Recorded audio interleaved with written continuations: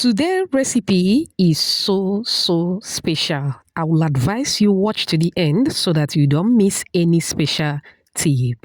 No frying, no baking. Hello, creative bangers. Let me share this one with you. All right. Now you want to start by adding instant yeast in a bowl, sugar and warm water. Go ahead and mix to combine very well. Once that is done, I am going to move in again with warm milk, 1 egg, vanilla flavor, then go ahead and mix to combine very well. Once that is done, we are going to move in with the flour. Always sift your flour before making use of it, all right? Once that is done, I am going to move in with salt, curry powder. Please don't mix curry powder, and some sesame seeds. If you don't have sesame seeds, do not worry, but I love the flavor that comes from it. Thank you so much for watching today's video. To my returning subscribers, I appreciate you all. If you are new here, a warm welcome to you. Please subscribe to my channel. Also like and share this video with your loved ones. All right, now I continue to mix till the dough is about to come together. I will transfer to the work surface. At this point, feel free to add either butter or margarine. You are going to take your time, continue mixing and kneading. Please knead very well till you form a smooth dough, just like what you are seeing. All right, now you are going to transfer the dough back into the mixing bowl. Cover and keep anywhere warm around your home to ferment. While we wait for the dough, we'll be using tuna fish, all right?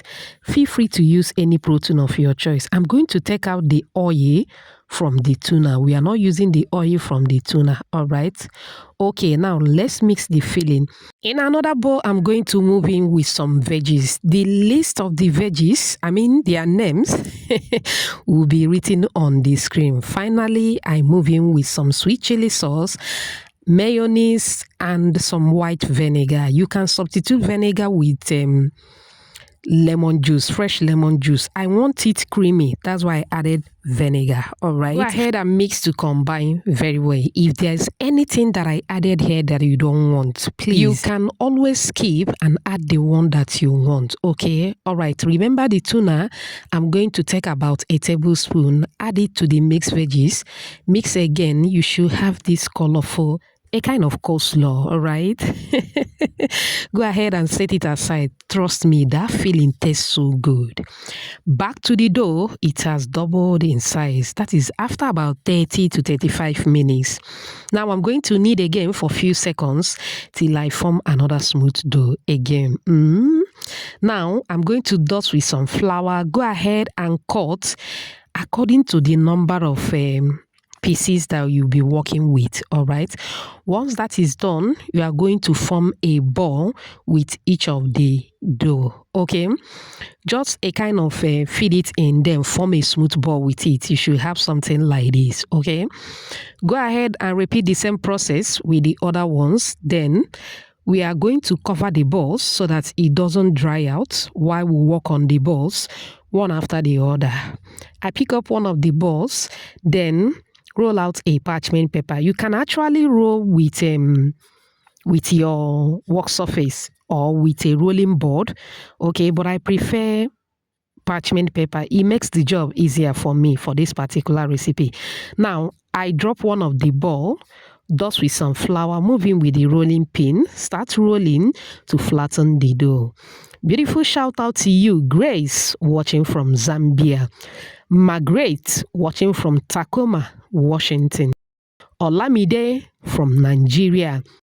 Jane, watching from Kenya. And Kati, all the way from Malawi.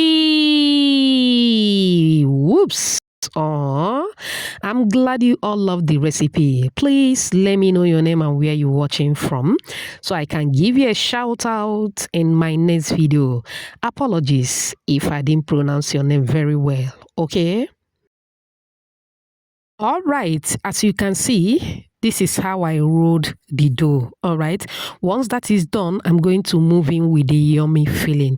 Remember, we'll still have some tuna that we didn't add to the filling. Okay. So I added more of the tuna to the filling before covering. Gently cover as demonstrated. Even if you are not using parchment paper, roll on your work surface, go ahead and cover as demonstrated. It will work. All right. Now you are going to seal with a fork. Please seal properly. Very, very important.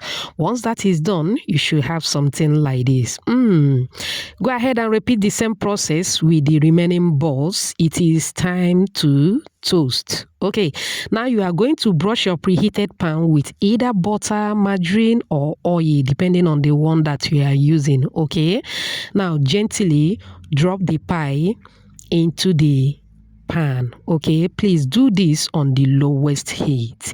If you watch up on this minute, I appreciate you so much. It also means they're enjoying this video. Please give this video a like. Also subscribe to my channel. Let's be family. Thank you so much. Okay, after toasting for about 2 to 3 minutes on the lowest heat, I'm going to flip the other side to toast as well.